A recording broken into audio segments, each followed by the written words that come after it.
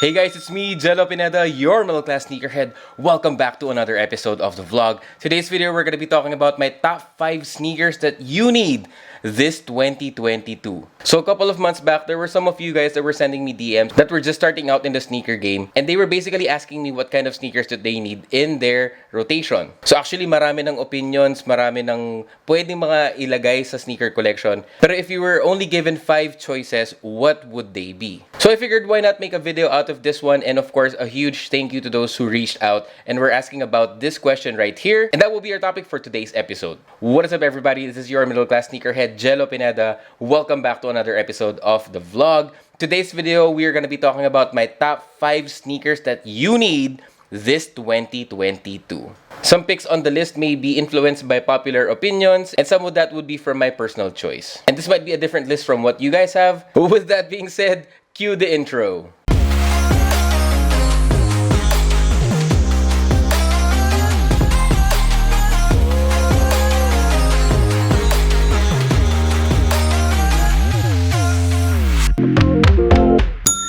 Thank you so much for checking on this video today guys, and I do hope you guys are having a wonderful day. Kung bago ka dito, consider subscribing to my YouTube channel for more videos just like this. And kung matagal ka na rito tol, thank you so much for sticking with me. So again, yung mga sneakers na nasa list na to ay based off of like popular opinions and of course based off my personal opinion as well na pinagsama-sama ko. Actually, ang hirap talagang mag-narrow down into 5 sneakers. Ang hirap mamili talaga. But yeah, if you have to give up your sneaker collection or if I have to give up my sneaker collection, ano ba yung mga types of sneakers na titira ko? And I know that would still be relevant in 2022. But of course, before we go ahead and proceed with the list, of course, an honorable mention to the Vans Classic era. Ayan. So actually, marami naman. You can go with Vans Old School, you can go with Vans Slip-On, pero for me, just my personal choice, I would go with the Vans era. And I've talked about this sneaker a bunch in the channel kasi very neutral sneaker. It's something that you parang no-brainer. You can rock it with anything, almost anything. Also dress it up and dress it down. And sobrang wearable lang na sneaker na to, and that's why, you know, it's an honorable mention. Kahit isuko mo na lahat ng sneakers mo, wag ka lang mawawala ng Vans. Basic sneaker, basic vulcanized sneaker, and made of canvas or suede. Everything that you need, especially in terms of fits, nandito sa sneaker na to. And by the way, these guys don't cost that much. And of course, one reason bakit nasa honorable mention lang siya at hindi siya kasama is simply because I know everyone can actually afford a pair of Vans. Hindi naman sila yung super skyrocket in price. You can get this for less than like 4,000 pesos or less than 3,000 pesos nowadays. So yeah, very generic sneaker, and of course something na lahat pwedeng ibagay, lahat pwedeng i-rock. Coming in on number 5, this one is a pair of Ultra Boost. Yes sir, Ultra Boost. As you know, if you've been to the channel for a while, you do know that I love my Ultra Boost, and this one is a 2019 release. It's been here for like almost 3 years na. At as you can see, I still do wear them. I still do rock them kasi these are one of the most comfortable sneakers that I've ever put on my feet. Actually, Boost is one of those sneakers or one of those cushionings that really got me into collecting sneakers simply because of how comfortable they are. And at the same time, yung pwede mo siyang gamitin casually, pwede mo rin siyang gamitin in like performance, pwede mo siyang pang jogging, pwede mo siyang pang gym, pwede mo siyang, ang dami pwedeng gawin sa sneaker na to. Although, marami ng iba't ibang models ng Ultra Boost. You can go with the mga old versions from 1.0 to 4.0 to 5.0, or you can go with the 2019, 2020, we also have the 2021, and of course, yung pinaka-latest which is 2022. Pero out of the bunch, ikaw bahala. Basta you need an Ultra Boost in your collection for long walks, for exercising, and then at the same time, kung let's say nag-exercise ka and you need to be somewhere after mo mag-workout, these sneakers are still one of the best silhouettes that you can rock like with anything, and that's why they're still on the list. And up until today, actually, even if you go with the 2022 na Ultra Boost, although they are still pricey at the moment, I'm waiting for them to come down before ako makabili. Kasi I know definitely na magka-sale din sila. At ang dami mong choices when it comes to the Adidas Ultra Boost. Definitely one of those sneakers na talaga naging flagship ni Adidas for the past few years, just simply because of how comfy these guys are. And at the same time, ang dami mong fits na pwede magawa with these sneakers right here. So do I think that Ultra Boost is still one of those essential sneakers that you need in 2022? Yes, I do so, and I don't think that it's gonna stop, or I don't think it's gonna change in the next couple of years, because staple, comfort, forma, everything is still on the Adidas Ultra Boost. Coming in at number 4, this one is a personal pick, and basically I just started rocking New Balance in 2020. And you know what, sometimes naisip ko, parang I hate myself not checking on these way back in 2016, 2017, when there wasn't any hype to these sneakers right here. You can still actually grab them for sometimes retail or sometimes above a couple of thousands above retail. They're not crazy and all. Pero what I want to get at is yung forma niya right now with that dad shoe vibe, especially with the fit that comes along nowadays. Considering New Balance 990 is the most classic silhouette of New Balance, of course, and with different versions na rin, I myself prefer the 990 V5, and that's because of how comfy the sneaker is. Literal, no foot fatigue talaga. And of course, you know I talk about this a bunch, and that's why one reason why this sneaker is in my list right now. These guys are still relevant. I know in time, even after 4 to 5 years, people will still be buying the 990 V5. And because up until this point, mga 990 V2s, 991, 993, ang dami, yung mga classic silhouettes sila, they seem to sell out, and with different colorways, with different collaborations.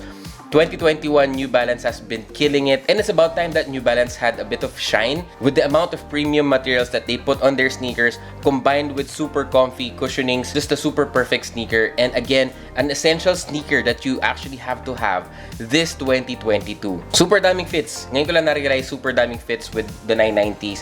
I was pretty much scared of this look before. Parang totoo nga, dad shoe. So kumbaga yung impression ko with these sneakers are like for grown-ups. Mga tipo naka-tuck in na, naka-polo shirt, tas naka-Rolex, tapos naka-ganito. Pero nowadays, dahil sa fits or sa mga trends na lumalabas ngayon, these guys are super relevant, and I do think that this one is an essential sneaker that you have to have in 2022. Coming up next, we do have a white sneaker. Actually, this can be very, very generic. You can actually find a lot of white sneakers in the market right now, but what I am actually going for is the New Balance 550s in the white and gray colorway. So basically, again, maraming white sneakers dyan. Pwede ka mamili ako nung klaseng white sneaker gusto mo. You can go for Air Force 1, you can still go for Stan Smith, you can go for whatever white sneakers that you can actually find right now. White leather sneakers, kumbaga. Pero for me, the top choice would be this simply because of the actual silhouette. It's a vintage sneaker in 2020, 2021, and 2022. As you saw that there was a trend for vintage gaming, vintage shirts, vintage na mga pantalon na dati gusto natin super hapit sa paa para makita yung sneaker. Ngayon gusto natin medyo wide na natatakpan yung mga sneakers natin. So, kumbaga it's a trend that's going on, and for your footwear to be relevant to that, you should go with a little bit of vintage. So when I saw these sneakers right here, so these were actually released way back in 1989. One of the first basketballs, or the first basketball sneaker of New Balance. They weren't really that popular, but they were super popular nowadays simply because of the collaborations that were coming out with Aimee Leon Dore and some other collaborators right now with this sneaker. Grabbing the GR version is a no-brainer, and of course you would need a white sneaker to go with your rotation. You need a white sneaker for those clean looks, for those preppy looks and such. And of course, gusto mong haluan yan ng konting vintage, definitely go with something that has a sail midsole or sort of at least off-white midsole to actually match the vibe that you're going for, especially if you're going for vintage. Actually, kahit hindi vintage yung dating mo, you still wanna go clean, this is super perfect. And of course, as you know, you will never go wrong with a pair of white sneakers. Pero again, yes, you can actually pick on whatever sneaker that you want. Go Air Force 1s, go with Blazer mids, whatever white sneaker, basta you need to have a white sneaker or a white vintage sneaker in your collection, and I do think that is essential to have this 2022. Next sneaker on the list, yes.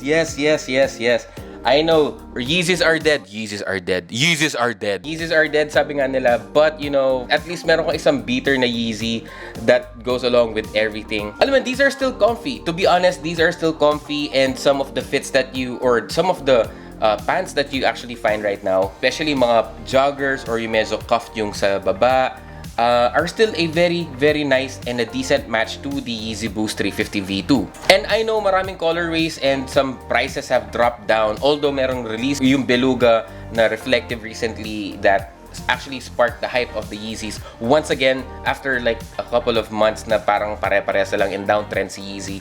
But you know what? That's the good thing about this one. So marami ng Yeezys nang na-release. You can actually find them sometimes for close to retail, 1,000 pesos above retail, 2,000 pesos above retail, and sometimes makakahanap ka na rin talaga ng mga below retail na mga Yeezys. I know it's not a new release, it's an old release at marami ng iba, 380, meron ng 450s, ang dami ng iba't ibang mga klaseng Yeezys. Pero for me, these guys are still essential in 2022, and in my opinion, you don't have to complete all the colorways of the Yeezys. You just have to find one neutral tone and that would do it for you. That's actually what happened to me. Narrowed it down and namili lang ako ng mga Yeezys na yung alam kong I can rock anytime with anything.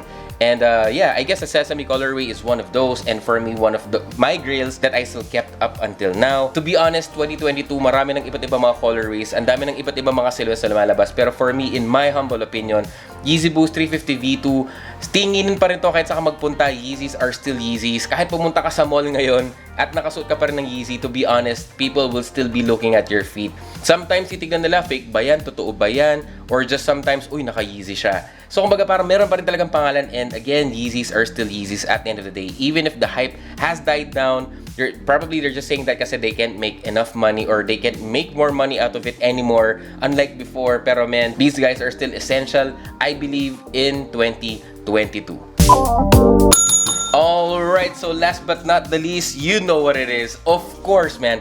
Of course, number one spot would have to go to the Jordan 1 silhouette. Jordan 1 OG High, basically one of the best sneakers, one of the most retroed sneakers, retroed sneakers, ulit-ulit, different colorways, keeps on selling out. Ang dami ng variants, meron ng mga mids, meron ng mga lows, merong OG lows, ang dami na, meron ng high 85, ang dami ng iba't ibang klaseng Jordan 1s. In my opinion, these are one of the best Jordans. Let's just say na staple talaga siya, and of course, you cannot go wrong with a pair of Air Jordan 1, especially if you go with like a white, black, and red na colorway.